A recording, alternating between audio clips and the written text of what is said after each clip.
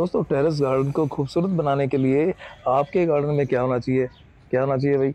अच्छे अच्छे प्लांट्स होने चाहिए, फूलों वाले प्लांट्स होने चाहिए और कुछ फ्रूट वाले भी हो जाए तो बात ही अलग है। दोस्तों जब ये इस तरह के आपके गार्डन में प्लांट्स होंगे, इस तरह का अच्छा वातावरण होगा, तभी तो ये प्यारे प्यारे इंसेक्ट्स आपके गार्डन में आएंगे। जैसे कि देख रहे हैं भाई, प्यारी सी बटरफ्लाई भाई कितनी मस्ती से देखिए फूलों का रस चूस रही है, क्योंकि आपके गार्डन में फूल खिले हैं गुलशन गुलशन। तभी तो बटरफ्लाई इतना डांस कर रही है, तभी तो बटरफ्लाई जैसे इंसेक्ट्स, भंवरे, बटरफ्लाई ये सब आपके गार्डन में आते हैं। अब दोस्तों जैसा कि आप जानते हैं, सर्दी का मीठा मीठा सीज़न शुरू हो चुका है। जी हाँ, ना ज़्यादा सर्दी है ना कम सर्दी है, पर धूप सेकने का अलग ही आनंद होता है। अब धूप सेकने के साथ साथ अगर इस तरह का वातावरण आपके गार्डन में हो तो बात ही अलग है दोस्तों। एकदम नेचुरल टच मिलता है आपको और फुल एंजॉय कर सकते हो अपने गार्डन में बैठकर, फुल्ली एंजॉय कर सकते हो।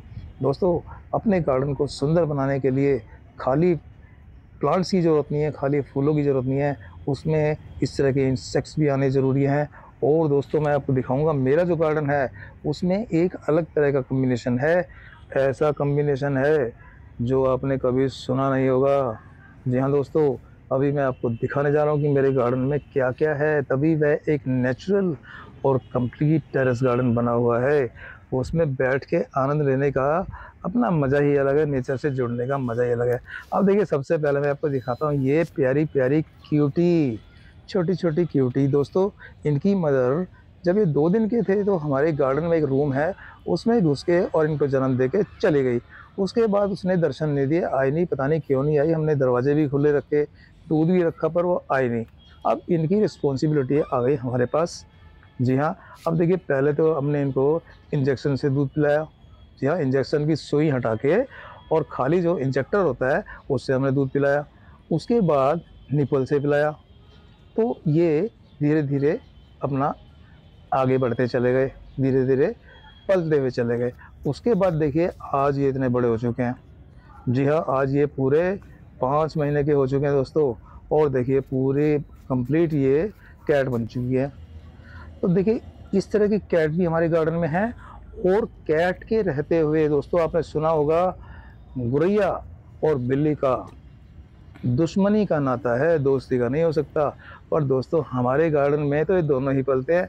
अब देखिए नीचे तो ये प्यारी प्यारी बिल्लियाँ अपना खाना खा रही है और उधर देखिए ये गुरैया भी अपनी दावत उड़ा रही है, क्योंकि हमारे गार्डन में दोनों ही रहते हैं, दोनों ही एक दूसरे का साथ देते हैं। बिल्ली कभी भी गौरैया पे झपटती नहीं और भी दूसरे तरह के बर्ड्स मेरे गार्डन में आते रहते हैं।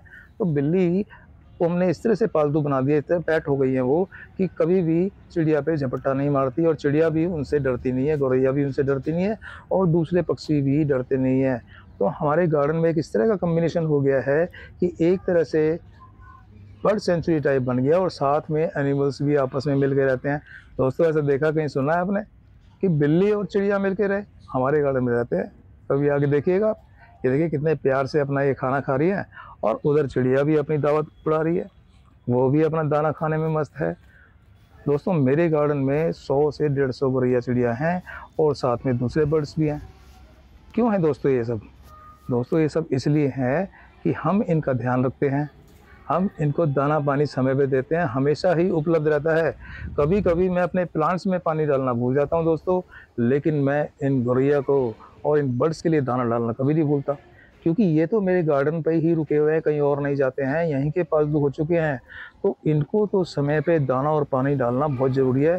जैसा कि आप देख रहे हैं मैंने किस तरह के देखिए हैंगिंग फीडर बना रखे हैं और ओपन फीडर हैं और ये शेड के नीचे है। अगर बारिश भी आ जाए तो भी इजीली इसके अंदर ये खाती रहती हैं, भूखी नहीं रहती। कि अदरवाइज़ क्या होता है, बारिश में इनको दाना कहीं से उपलब्ध नहीं होता और ये बेचारे गौरैया या दूसरे बर्ड्स भूखे रह जाते हैं। पर मैंने ऐसा अरेंजमेंट किया हुआ है कि बारिश के अंदर भी आराम से अपना दाना खा सकते हैं। देखिए नीचे मैंने फीडर बना के लगाए हुए हैं, मुफ्त के फीडर हैं, कोई पैसा नहीं लगा। आप देखना चाहोगे कैसे ये फीडर बने हैं तो मेरे चैनल पे जाके आप देख सकते हो। देखिए दोस्तों कितने मज़े से ये सारी गौरैया चिड़िया, दोस्तों बीच बीच में मैं गौरैया का वीडियो बना के आपको दिखाता रहता हूँ। उसका मकसद मेरा ख़ास है कि मैं गौरैया को प्रमोट करना चाहता हूँ। मैं बार बार आपको रिमाइंड कराना चाहता हूँ, रिमाइंडर देना चाहता हूँ कि आप भी गौरैया को बुलाने की कोशिश कीजिए। गौरैया के साथ साथ डेफिनेटली दूसरे बर्ड्स भी आते हैं जो बड़े प्यारे होते हैं, बड़े सुंदर होते हैं। तो मेन तो गौरैया को बुलाना है जो हमारे वर्ल्ड से अदृश्य होती जा रही हैं, आधी से ज़्यादा अदृश्य हो चुकी हैं। लेकिन दोस्तों हम अगर एफर्ट करते हैं तो गौरैया आती ज़रूर है। ये आप मेरे गार्डन में एक्सपेरिमेंट देख सकते हैं कि मैंने जो एक्सपेरिमेंट किया था वो बिल्कुल सक्सेसफुल हुआ है। और हम दिल्ली एनसीआर में रहते हैं, गुरुग्राम में रहते हैं। गुरुग्राम सिटी ऐसा सिटी है जो मोस्ट पॉल्यूटेड सिटी है। साथ में यहाँ पे टावर भी लगे हुए हैं। जी हाँ, मोबाइल टावर काफ़ी लगे हुए हैं। अक्सर लोग ये कहते हैं कि मोबाइल टावर से हमारी गौरैया भाग जाती है, पोल्यूशन से भाग जाती है। बट दोस्तों मेरे पास तो 150 से ज़्यादा ही होंगी, बल्कि इवन मैं ये कह सकता हूँ कि हमारी स्ट्रीट के अंदर अब गौरैया नज़र आती है। हमारी जो गली है उसमें पूरी गौरैया नज़र आती है, हर घर में। रीज़न है हमारा गार्डन। दोस्तों गौरैया के साथ साथ आप ये दूसरे बर्ड्स भी मेरे गार्डन में देख सकते हैं।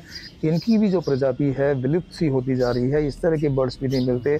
आज तो अब दिल्ली एनसीआर से क्रो भी गायब होने शुरू हो गए हैं, कौवे भी इतने नज़र नहीं आते दोस्तों। जो कि हमारे लाइफ के जो रूटीन चक्र होता है, जो हमारा लाइफ का चक्र होता है, उसको चलाने में कौवों का भी बड़ा योगदान है। जैसे गिद्ध का योगदान होता था, पोल्यूशन कम करते थे, हमारा जो लाइफ चक्र है उसको सही मेंटेन रखते थे। तो दोस्तों इस तरह के जो पक्षी हैं, बर्ड्स हैं, ये गायब होते जा रहे हैं।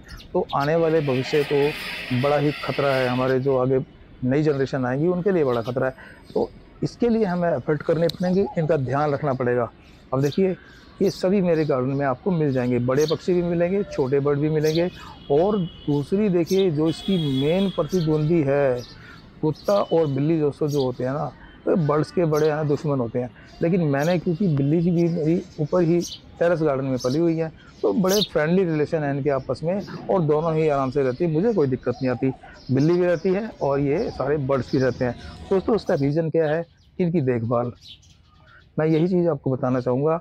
आप इनकी प्रॉपर देखभाल करेंगे। और देखभाल में क्या है, आप इनको टाइमली दाना डालिए, पानी का प्रबंध कीजिए, दाना वो डालिए सीज़न के हिसाब से जो ये खाती हैं।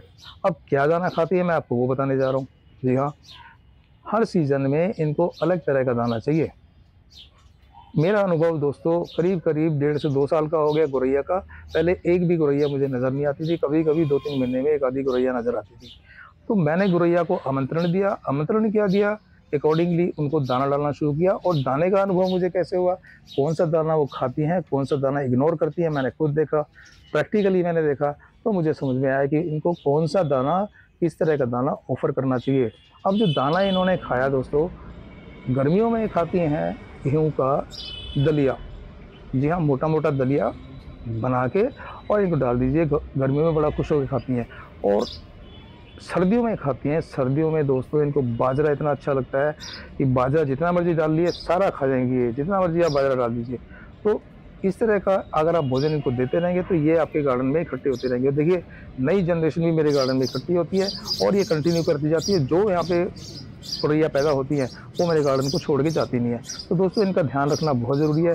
ये आपके गार्डन में मल्टीपल होती जाएंगी, डे बाय डे बढ़ती जाएंगी अगर आप इनको दाना और पानी उपलब्ध कराएंगे।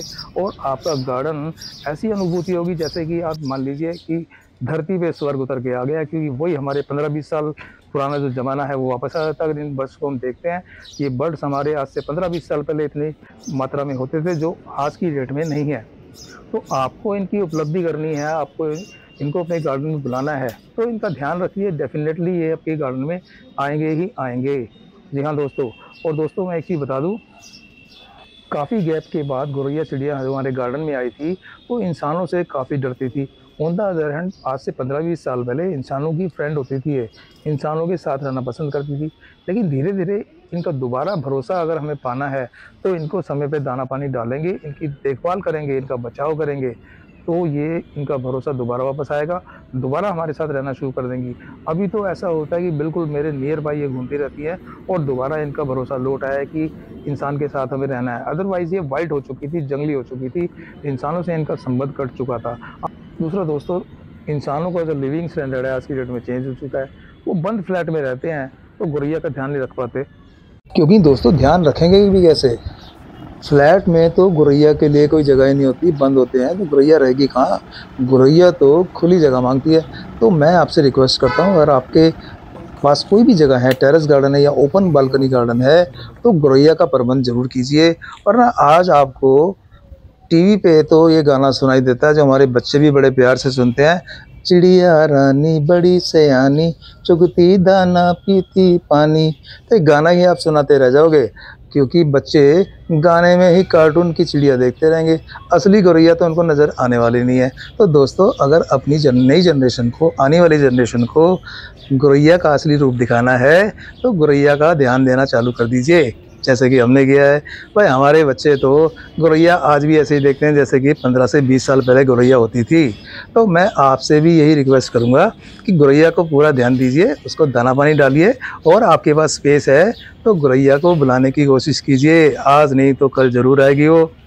और दोस्तों, जैसे मैंने आपको बताया है कि दाने और पानी में, दाने के रूप में इनको आप गेहूं का दलिया गर्मी में और सर्दियों में बाजरा डाल सकते हैं, लेकिन साथ साथ आप जो घर में रोटी खाते हैं, चपाती खाते हैं गेहूं की, उसके टुकड़े भी छोटे छोटे करके अगर डाल देंगे तो बड़े चाव से खाती हैं, ये बड़े खुश होकर खाती हैं, इनको बहुत सूट करता है। और हमारे ऐसे जो इलाके हैं, ऐसे जो स्टेट हैं जहाँ पे चावल ज़्यादा पैदा होता है, जहाँ चावल बहुत मात्रा में यूज़ किया जाता है, चावल ज़्यादा खाया जाता है, तो अकॉर्डिंगली हम गौरैया को भी चावल वहाँ पे खिला सकते हैं।